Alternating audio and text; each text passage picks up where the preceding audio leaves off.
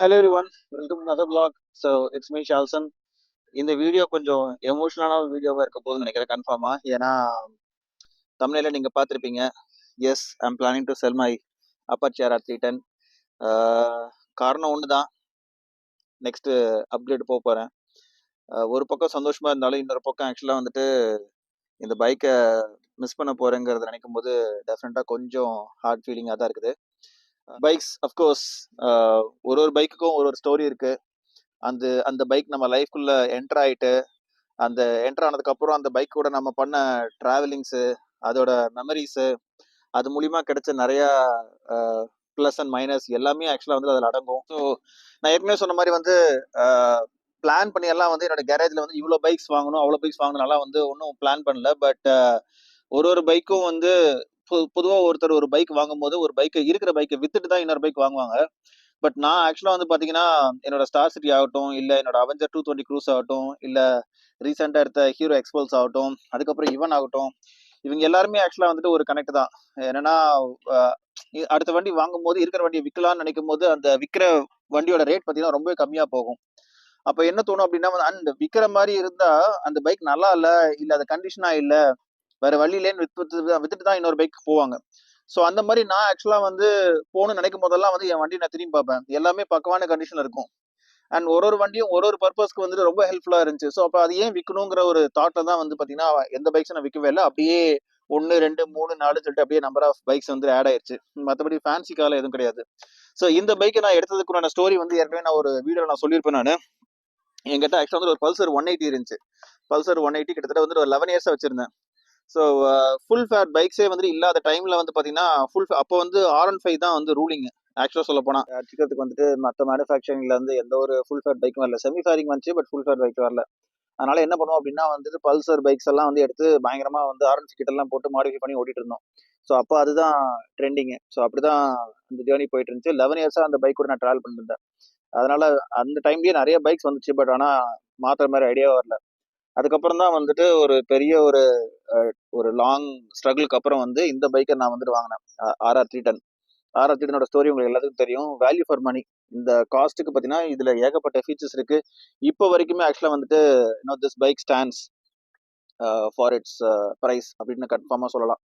So அப்படி இருக்கும்போது வந்து நான் ஏன் என்ன சொல்றது, அடுத்த பைக் நான் மாறணும் அப்படின்னு நான் யோசிச்சேன் அப்படின்னா ஃபேக்டை வந்துட்டு ஒன்று தான்.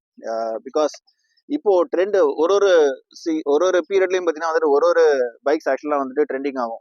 ஒன்ஸ் அப்பான் டைம் பார்த்தீங்கன்னா சுசுகி ஷாலின்ல இருந்து, அதுக்கப்புறம் சிபிசி பல்சர் 180ல இருந்து, அதுக்கப்புறம் Yamaha R15ல இருந்து, அதுக்கப்புறம் அப்படியே பார்த்தீங்கன்னா வந்து உங்களுக்கு NS 200, அதுக்கப்புறம் கேடிஎம்மோட ரூலிங் வந்துச்சு. கேடிஎம்மோட ரூலிங்க்கு அப்புறம் வந்து இப்போ இப்போ ராயல் என்ஃபீல்டு 650ல போயிட்டு இருக்குது. ஸோ இப்போ என்னன்னா பசங்க எல்லாத்துக்கும் வந்துட்டு அட்வான்ஸா அடுத்த லெவலுக்கு மூவ் ஆக ஆரம்பிச்சிட்டாங்க. இப்போ வந்து முதல்ல வந்து 100 போறது ஒரு பெரிய விஷயமா இருந்துச்சு. அதுக்கப்புறம் 150 போறது பெரிய விஷயமா இருந்துச்சு. இப்போ 150 எல்லாம் தாண்டி இப்போ எல்லாரும் வந்து 200, 250ங்கிற மாதிரி அந்த ரேஞ்சுக்கு எல்லாரும் போக ஆரம்பிச்சிட்டாங்க. ஸோ திஸ் இஸ் இந்த டைம் என்னன்னா வந்து உங்களுக்கு சூப்பர் பைக்கோட டைம். முதல்லலாம் வந்து சூப்பர் பைக்ஸ் எல்லாம் ரொம்ப ரேரா பார்க்க முடியும். இப்பெல்லாம் வந்து ரொம்ப ஃப்ரீக்வெண்டா வந்துட்டு பார்க்க முடியுது. நிறைய பேர் ஆக்சுவலா வந்து சூப்பர் பைக்ஸ் வாங்க ஆரம்பிச்சிட்டாங்க. முன்னெல்லாம் வந்து ஃபர்ஸ்ட் பைக்கே வந்து பார்த்தீங்கன்னா 100 சிசியில் ஆரம்பிக்கும். இப்பெல்லாம் ஃபர்ஸ்ட் பைக் வந்து பார்த்தீங்கன்னா வந்துட்டு 1000 cc, 900 cc, inline 4, twin cylinder. So ரேஞ்சே இப்போ வேற லெவலில் போயிட்டு இருக்கு. ஸோ காலத்துக்கு ஏற்ற மாதிரி வந்துட்டு எல்லாரும் மாறும்போது நாமளும் கன்ஃபார்மாக வந்துட்டு மாறித்தான் ஆகணும். மாறித்தான் ஆகணுங்கிறதுனால மாறணுங்கிறதுக்காக வந்துட்டு நம்மளை கட்டாயப்படுத்திக்க போது கிடையாது. நம்மளால முடிஞ்சா நம்ம மாறுறோம், அவ்வளோதான். ஏன்னா சூப்பர் பைக்கு மாறணும் அப்படின்னு ஒரு தாட் வரும்போது எனக்குமே வந்துட்டு பல கொஸ்டின்ஸ் இருந்துச்சு. நம்ம ஃபர்ஸ்ட் ஆஃப் ஆல் போகலாமா? ஏன்னா வாங்குறது பெருசு இல்லை. இப்போ வந்துட்டு விஷயம் என்னன்னா வந்து நீங்க சூப்பர் பைக் எல்லாம் வாங்குறது பெரிய விஷயம் கிடையாது. வாங்கிட்டு அதை உங்களால மெயின்டைன் முடியுமா? ஃபர்ஸ்ட் ஆஃப் ஆல் வாங்குறதே ரொம்ப பெரிய விஷயம். ஏன்னா அதோட பட்ஜெட்டே வந்து பார்த்தீங்கன்னா உங்களுக்கு குறைஞ்சது வந்து 5 lakhs கம்மியா உங்களுக்கு வந்துட்டு சூப்பர் பைக்ஸ் எல்லாம் கிடையாது. சூப்பர் பைக்ஸ் நான் சொல்றது எபோ 500 சிசி. எபோ 500 சிசியில் பார்த்தீங்கன்னா உங்களுக்கு 650 இருக்குது, அதுக்கப்புறம் 800 இருக்கு, 900 இருக்கு, அதுக்கப்புறம் 1000 சிசி இருக்கு. ஸோ இதோட ரேஞ்ச் ஆஃப் பைக்ஸே வேற. இப்போ அந்த மாதிரி பைக்ஸ் வாங்குறதுங்கிறதே ஃபர்ஸ்ட் ஆஃப் ஆல் பெரிய விஷயம். ஏன்னா அதோட ரேஞ்சே பார்த்தீங்கன்னா 5 lakhல இருந்து அப் டு 10 lakh போகும். புதுசெல்லாம் போனீங்கன்னா வந்து உங்களுக்கு 10 lakhs மேலே தான். அதே செகண்ட் ஹேண்ட்ல போனீங்க அப்படின்னா வந்துட்டு ஒரு 5 to 6 lakhல இருந்தே நீங்க ஆக்சுவலாக சூப்பர் பைக்ஸ் வாங்க ஆரம்பிச்சிடலாம், அந்த இன்லைன் 4 சவுண்டுக்காகவே. ஸோ வாங்கினதுக்கு அதுக்கப்புறம் தான் வந்துட்டு கேமே இருக்கு. எந்திரன் ரோபோ படத்துல தெரியுமா, கதையே இனிமேல் தான் ஆரம்பிக்க போதுங்கிற மாதிரி வந்துட்டு மேட்ரே வந்து என்னன்னா ஆஃப்டர் நீங்க சூப்பர் பைக் வாங்கினதுக்கு அப்புறம் தான். ஸோ ஏற்கனவே சொன்ன மாதிரி வந்துட்டு கதையே வந்து ஒரு சூப்பர் பைக் நீங்க வாங்கினதுக்கு அப்புறம் தான் இருக்கிறதுல சேலஞ்சே. ஏன்னா வாங்குற வரைக்கும் அதோட இதெல்லாம் யாரும் சொல்ல மாட்டாங்க. ஆனா வாங்கினதுக்கு அப்புறம் இருக்கிற சேலஞ்ச் ஆக்சுவலா வந்துட்டு அவங்க அந்தந்த சூப்பர் பைக் ஓனர்ஸ்க்கு மட்டும் தான் அதோட வழி என்னங்கிறது தெரியும். ஏன்னா ஸ்டார்டிங்ல என்ன ஃபியூல் எக்கனாமி நீங்க போயிட்டீங்கனாலே வந்து பெட்ரோல் எல்லாம் நீங்க நார்மல் பெட்ரோல் அடிக்க முடியாது. எல்லாமே வந்து X95 இல்லாட்டி ஸ்பீடு இந்த மாதிரி வந்து கொஞ்சம் ப்ரீமியம் பெட்ரோல் தான் நீங்க அடிச்சாகணும். அதோட ரேட்டே உங்களுக்கு பயங்கரமா இருக்கும். அண்ட் ஃபியூலுக்கு அப்புறம் பார்த்தீங்கன்னா மைலேஜ். எந்த ஒரு வண்டியும் மைலேஜ் கன்ஃபார்மா வந்துட்டு உங்களுக்கு 15-20 கொடுத்தாலே பெரிய விஷயம். அந்த மாதிரி தான் இருக்கும் அதோட மைலேஜ் கெப்பாசிட்டி எல்லாம். அண்ட் மூணாவது விஷயம் வந்து பார்த்தீங்கன்னா வந்துட்டு சர்வீஸ்க்கெல்லாம் நீங்க போனீங்கன்னா வந்துட்டு 5000 ரூபாய்க்கு கம்மியாலாம் அவங்களுக்கு சர்வீஸ் எல்லாம் வந்து அவ்வளோ ஈஸியாக அவங்களால பண்ண முடியாது. அதுக்கேற்ற மாதிரி ஷோரூம்ஸ் இருக்கு, இல்லாட்டி வந்துட்டு வெளியில சர்வீஸ் பண்ற நல்ல மெக்கானிக்ஸ் கிடைக்கணும். அது மூணாவது. நாலாவது விஷயம் வந்துட்டு ஸ்பேர் பார்ட்ஸ் எல்லாம் பார்த்தீங்கன்னா எந்த ஒரு ப்ராடக்ட் நீங்க டச் பண்ணாலும் வந்துட்டு உங்களுக்கு மினிமம் ஸ்பேர்ஸ் இருக்காது, மினிமம் ஸ்பேர்ஸ் காஸ்ட் இருக்காது. எல்லா ஸ்பேர்ஸோட காஸ்ட்டும் பார்த்தீங்கன்னா ரொம்ப ஹையாவே இருக்கும். அதெல்லாம் வந்துட்டு அஃபோர்ட் பண்றதுக்கு உண்டான பட்ஜெட் உங்கள்கிட்ட இருக்கணும் முக்கியமா. அண்ட் ஸ்பேர் பார்ட்ஸ்க்கு அப்புறம் பார்த்தீங்கன்னா வந்துட்டு உங்களுக்கு ஸ்பேர்ஸோட அவைலபிலிட்டி பார்த்தீங்கன்னா வந்துட்டு உங்களுக்கு ஒரு மாடலுக்கு ஏற்ற மாதிரி வந்துட்டு உங்களுக்கு வேரி ஆகும். BMW எடுத்தீங்கன்னா ரொம்ப எக்ஸ்பென்சிவ், டுக்காட்டி, அதுக்கப்புறம் வந்துட்டு சுசுகி, அதுக்கப்புறம் வந்து உங்களுக்கு கவசாக்கி, இந்த மாதிரி வந்துட்டு டிஃப்ரெண்ட் பிராண்ட்ஸுக்கு ஏற்ற மாதிரி வந்துட்டு டிஃப்ரெண்ட் சேலஞ்சஸ் நீங்க ஃபேஸ் பண்ணும். ஸோ ஒரு சூப்பர் பைக் நீங்க வாங்கணும் அப்படின்னு நீங்க முடிவு பண்ணிட்டீங்க அப்படின்னா உங்க கையில வந்துட்டு இது எல்லாம் உங்க மைண்ட்ல இது எல்லாத்தையுமே நீங்க ஆக்சுவலா வந்து ஃபிக்ஸ் பண்ணிக்கணும். நீங்க வாங்கணும் முடிவு பண்ணிட்டீங்க அப்படின்னா முக்கியமா இந்த 4 விஷயத்த நீங்க ப்ரிப்பேர் பண்ணிட்டு அதுக்கப்புறம் நீங்க வாங்கலாமா வேணாமான்னு யோசிங்க. அண்ட் எப்படி வந்து ஒரு பைக் வாங்குறதுக்கு முன்னாடியே இப்பெல்லாம் வந்து பசங்க இந்த ஆக்சசரிஸ்க்கு தாறுமாறா செலவு பண்றாங்களோ அதே மாதிரி இப்போ சூப்பர் பைக்ஸ்க்கும் வந்துட்டு பயங்கரமா வந்துட்டு ஒரு குரூப் செலவு பண்றதுக்கு ரெடியா இருக்கு. போற போக்க பார்த்தா வந்துட்டு நீங்க இனிமேல் நிறைய பசங்களோட ஃபர்ஸ்ட் பைக்கே வந்துட்டு சூப்பர் பைக்ஸா தான் இருக்கும். ஏன்னா இப்பவே ஆரம்பிச்சிச்சு, இந்த கல்ச்சர் ஆரம்பிச்சிச்சு. ஏன்னா ஒருத்தரும் பார்த்தீங்கன்னா இப்போ ஸ்டார்டிங் வந்து இன்லைன் 4ல இருந்து தான் ஸ்டார்ட் பண்றாங்க. ஸோ எவ்வளோக்கு எவ்வளோ ஆக்சுவலாக வந்து இந்த சூப்பர் பைக்ஸ் எல்லாம் உள்ளுக்குள்ள வருதோ அவ்வளோக்கு எவ்வளோ ஆக்சுவலாக வந்து டேஞ்சர்ஸும் இருக்குது. ஏன்னா வாங்குற எல்லாருமே ஆக்சுவலாக வந்து பொறுப்பாக ஓட்டுவாங்கன்னு சொல்ல முடியாது. அதே சமயத்தில் வந்துட்டு அதோட ஸ்பீடு, அதோட பவர் தெரியாம ஆக்சுவலாக வந்துட்டு தன்னோட லைஃப்பை தொலைச்சவங்க நிறைய பேர் இருக்காங்க. அதனால நான் ஏன் இவ்வளோ ஸ்டோரி இவ்வளோ கதை சொல்றேன் அப்படின்னா வந்து ஒரு அப்கிரேட் ஆகணும்னு நான் டிசைட் பண்ணும்போது இது எல்லாத்தையும் என் மைண்ட்ல நான் வந்துட்டு வச்சுக்கிட்ட விஷயம். இது எவ்வளோ பேர் ஆக்சுவலாக ஃபாலோ பண்றாங்கன்னு தெரியல. ஏன்னா நான் ஆக்சுவலாக ரெஃபரன்ஸ்க்கு நிறைய வீடியோஸ் நான் பார்த்தேன். ஒரு சூப்பர் பைக் வாங்கணும் அப்படின்னா வந்துட்டு என்ன பைக் வாங்கலாம், எது நம்ம பட்ஜெட்டுக்கு ஃப்ரெண்ட்லியா இருக்கும், அது வாங்கினோம் அப்படின்னா வந்துட்டு அதோட ஸ்பேர் பார்ட்ஸ் எப்படி இருக்கு, இல்ல அதோட சர்வீஸ் காஸ்ட் எவ்வளோ இருக்குது, அது நம்மளால அஃபோர்ட் பண்ண முடியுமா, அது நமக்கு சேலஞ்சிங்கா இருக்குமா, நம்மளால சமாளிக்க முடியுமாங்கிற மாதிரி ஏகப்பட்ட கேள்விகள். ஸோ அந்த கேள்விகளுக்கு நான் நிறைய வீடியோஸ் வந்து ரெஃபர் பண்ணேன். ஸோ என்னோட சப்ஸ்கிரைபர்ஸ்க்கு நான் கன்ஃபார்மா ஒரு சில நல்ல விஷயங்கள் சொல்லி ஆகணும் இல்லையா. ஸோ நிறைய பேர் இந்த வீடியோ பார்க்குறாங்க, நிறைய எக்ஸஸ் பார்ப்பாங்க, அவங்களுக்கு சூப்பர் பைக்ஸ் வாங்கணும்னு ஆசையா இருக்கும், அவங்களால அஃபோர்ட் பண்ண முடியாது. ஸோ எங்க ஆரம்பிக்கலாம், எப்படி ஆக்சுவலாக வந்து எடுத்துட்டு போலாங்கிற ஒரு ஜேர்னிக்காக தான் வந்து நான் இந்த வீடியோ நான் சொல்றேன். அஃப்கோர்ஸ் நான் என்ன பைக் நான் நெக்ஸ்ட் வாங்க போறேனோ அந்த பைக்கை வாங்கிட்டு அதை அந்த பைக் நான் ஏன் சூஸ் பண்ணுங்க கன்ஃபார்மா நான் சொல்றேன். பட் இந்த பைக்கை நான் வந்து விற்கிறதுக்கு மெயினான காரணம் வந்து என்னங்கிறதையும் நான் கன்ஃபார்மா நான் சொல்லி ஆகணும். பிகாஸ் ஏன்னா இந்த பைக் வந்து விற்கிறதுக்கு என்ன சொல்றது, இது எனக்கு அஃபோர்டபுளா இல்லை, எனக்கு செட் ஆகல, அதனால நான் விற்கிறேன்னு சொல்ல மாட்டேன். டெஃபினட்டா இது ஒரு நல்ல ஒரு பைக் தான். அப்பாச்சி R10 பொறுத்த வரைக்கும் வந்துட்டு உங்களுக்கு நிறைய விஷயம் நான் சொல்லிட்டே போகலாம். இப்போ வர ஃபீச்சர்ஸ் பார்த்தீங்கன்னா வந்து உங்களுக்கு நிறைய அட்வான்ஸ்மெண்ட் ஆட் பண்ணியிருக்காங்க. லைக் கார்னரிங் ABS வருது, அதுக்கப்புறம் டிரான்ஸ்பரண்ட் கிளச் பிளேட் வருது, விங்லெட்ஸ் வருது. பட் என்னோட வந்து 2021 மாடலு, கிட்டத்தட்ட பார்த்தீங்கன்னா 4 வருஷம் நான் யூஸ் பண்ணிட்டு இருக்கேன். ஆனால் ஓட்டிருக்கிற கிலோமீட்டர்ஸ் பார்த்தீங்கன்னா வந்து வெறும் 70,000 தான். ரொம்ப கம்மியாகவே நான் யூஸ் பண்ணியிருக்கேன் இந்த வண்டி. ஸோ அதனாலேயே வந்துட்டு இதோட வண்டியோட கண்டிஷன் வந்துட்டு இப்போ வரைக்கும் சும்மா என்ன சொல்றது, அது compared to other used bikes, நான் நிறைய யூஸ்டு பைக்ஸ் எல்லாம் பார்த்துருக்கேன், ரொம்ப கேவலமா வச்சிருக்காங்க. ஸோ அதை கம்பேர் பண்ணும்போது என்னோட பைக் கன்ஃபார்மா வந்து ரொம்ப நல்ல கண்டிஷன் தான் இருக்குன்னு நான் சொல்லுவேன். யார் தான் வந்து அவங்களோட பைக் விட்டு கொடுப்பாங்க.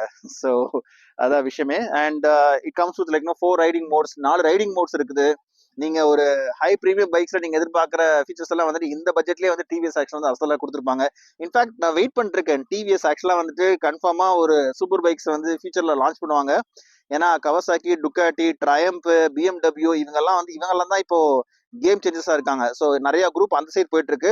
லோக்கல் பிராண்ட்ஸ்லயும் நிறைய பேர் ஆக்சுவலா வந்து ஒரு சூப்பர் பைக்ஸ் எதிர்பார்க்குறாங்க. லைக் ஹோண்டாலையும் இல்ல டிவிஎஸ்லயும் இல்ல ஹீரோலையும் பஜாஜ்லயும் வந்துட்டு ஒரு சூப்பர் பைக், அதாவது சூப்பர் பைக்ங்கிறது நான் சொல்றது என்னன்னா ஒரு 600 சிசிக்கு மேல அந்த மாதிரியான ஒரு ஹை பவர் இன்ஜின் ஆக்சுவலா வந்துட்டு எதிர்பார்த்துட்டு இருக்காங்க. ஸோ சீக்கிரமே இந்த மேனுஃபேக்சர்ஸ் எல்லாம் வந்துட்டு ஒரு குட் நியூஸ் கொடுத்தாங்கன்னா ரொம்ப நல்லா இருக்கும். ஃபியூச்சர்ல கன்ஃபார்மா அது வரும். பட் டிவிஎஸ் பொறுத்த வரைக்கும் பார்த்தீங்கன்னா ரொம்ப அட்வான்ஸா வந்துட்டு இப்பவே வந்து அந்த ஒரு விஷயத்த எல்லாத்தையும் வந்து குயிக்கா அட்ரஸ் பண்ணிட்டாங்க. In terms of 4 riding modes ஆகட்டும், இல்ல இதோட பெர்ஃபார்மன்ஸும் பார்த்தீங்கன்னா வந்து ரொம்ப சூப்பரா இருக்கும். It is a track machine. சீரியஸா சொல்லப்போனா வந்துட்டு ஹைவேஸ்ல போகும்போதும் சரி, லாங்ல போகும்போதும் சரி, ட்ராக்ல ஓட்டுற மாரியே வந்து இருக்கும் சீரியஸா. இதோட ரைடிங் பொசிஷனும் சரி, இதோட பெர்ஃபார்மன்ஸும் சரி, சீரியஸா ரொம்பவே சாட்டிஸ்ஃபைங்கா இருந்துச்சு. மனசுல தான், பட் என்ன பண்றது? பர்ஸு விஷயம் அதுதான். ஸோ ஏற்கனவே வந்து கிட்டத்தட்ட நெறைய பைக்ஸ் ஆயிருச்சு. அதனால இவனையும் வந்துட்டு அஃபோர்ட் பண்ணி வச்சுக்க முடியாது. ஸோ கன்ஃபார்மா இத நான் குடுத்தே ஆகணும். வேற வழி இல்ல. ஸோ வித் ஹெவி ஹார்ட்டோட தான் வந்து இந்த பைக் நான் வந்து செல் பண்றேன். ஆ சர்வீஸ் பொறுத்தவரைக்கும் பார்த்தீங்கன்னா, இந்த பைக் வந்துட்டு ரொம்பவே வந்து மினிமம் தாங்க. ஆஸ் கம்பேர்ட் டூ, ஏன்னா இது வந்து சிங்கிள் சிலிண்டர் தான். Single cylinder bike. ஆ உங்களுக்கு சர்வீஸ் காஸ்ட் எல்லாம் பார்த்தீங்கன்னா வந்துட்டு உங்களுக்கு 3000 அந்த மாரி 3000, 4000 அந்த ரேஞ்சுக்குள்ள வந்து நீங்க முடிச்சிடலாம். இன்ஜின் ஆயிலுக்கு மட்டுமே எப்படி வந்து உங்களுக்கு ஒரு 2000 மேல செலவாகும். பிளஸ் லேபர் காஸ்ட் அண்ட் மத்தபடி வந்துட்டு உங்களுக்கு இப்போ வண்டியில ரீசெண்டா வந்து நிறைய சர்வீஸ் எல்லாம் பண்ணியிருக்கேன். செயின் ஸ்ப்ராக்கெட் மாத்திருக்கேன், பிராஸ் செயின் ஸ்ப்ராக் போட்டிருக்கேன், ஃப்ரண்ட் அண்ட் பேக் டிஸ்பேட் ஆக்சுவலா மாத்தியாச்சு. டயர் மட்டும் ஸ்டாக் டயர் தான். மாத்தலான்னு ஒரு மீனிங் வச்சுக்கிறதா இருந்தால் கன்ஃபார்மா நான் டயர் நான் மாத்திருப்பேன். பட் கொடுக்க போறேன் டெசிஷன் வந்ததுனால நான் டயர்ஸ் நான் இன்னும் மாத்தல. ஏன்னா டயர்ஸை தொட்டாலே உங்களுக்கு செமையான செலவு. எப்படியும் பார்த்தீங்கன்னா வந்து கிட்டத்தட்ட ஒரு மிஷிலின் நீங்க போனீங்க அப்படின்னா 18,000 வரும். அதே நீங்க ஆல்ஃபா அப்போலோ ஆல்ஃபால நீங்க போயிட்டீங்க அப்படின்னா 10,000 சிம்பிளா முடிச்சிடலாம். ஸோ மற்றபடி இவன் பெருசா செலவு பார்க்கின்ற இதெல்லாம் கிடையாது. டாப் ஸ்பீட் பார்த்தீங்கன்னா வந்து 160 இல்லை 170 வரைக்கும் இதில் நான் டச் பண்ணியிருக்கேன். பட் மைலேஜ் வந்து பார்த்தீங்கன்னா உங்களுக்கு 24-25 ஆவரேஜாக எனக்கு கிடைக்குது. பட் ஹைவேஸில் போனால் வந்துட்டு இன்னும் கொஞ்சம் ஜாஸ்தி கிடைக்கும். இதே நீங்கள் அர்பன் மோட்லேயே வச்சு ஓட்டினீங்கன்னா இன்னும் நல்ல மைலேஜ் கிடைக்கும். So that's all about this bike. இவனை பற்றி இன்னும் நான் என்ன சொல்கிறது, நிறைய மெமரிஸ் இருக்குது. அந்த மெமரிஸ் எல்லாம் வந்து என்னோட ப்ரீவியஸ் வீடியோ நீங்கள் பார்த்தீங்கன்னா தெரிஞ்சிருக்கும். ஸோ பட் எந்த இடத்துலையுமே ஆக்சுவலாக வந்து நான் ரெக்ரெட் பண்ணதே கிடையாது. இந்த பைக் நம்ம வாங்கிட்டோமே, ஏன்டா இந்த பைக்கை வாங்கணும் அப்படிங்கிற மாதிரிலாம் சத்தியமா சொல்றேன், ரெக்ரெட் பண்ணதே இல்லை. ஏன்னா it's all on your mind செட்டுங்க. நீங்க எந்த வண்டிக்கு வாங்கினாலும் சரி, அந்த வண்டியில ஒரு நல்ல விஷயம் இருக்கும். அந்த நல்ல விஷயத்தை நீங்க நோட் பண்ணீங்கனாலே போதும், ஆட்டோமேட்டிக்கா அதோட மைனஸ் எல்லாம் உங்களுக்கு பெரிய ஒரு விஷயமா தெரியாது. ஸோ இருக்கிற விஷயத்தோட மைனஸை பார்க்காதீங்க, ப்ளஸ்ஸை பாருங்க. Obviously you will enjoy it. அதுதான் நான் என்னோட பைக்ஸ்ட கத்துக்கிட்டது. So yes, I'm gonna like miss this bike. RR 310 செல்லக்குட்டி.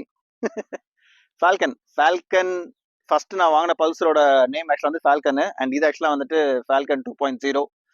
அடுத்த பைக்கு இன்னொரு நேம் வச்சிருக்காது, என்னங்கிறத பார்க்கலாம். Alright, so with this I'll sum up this video.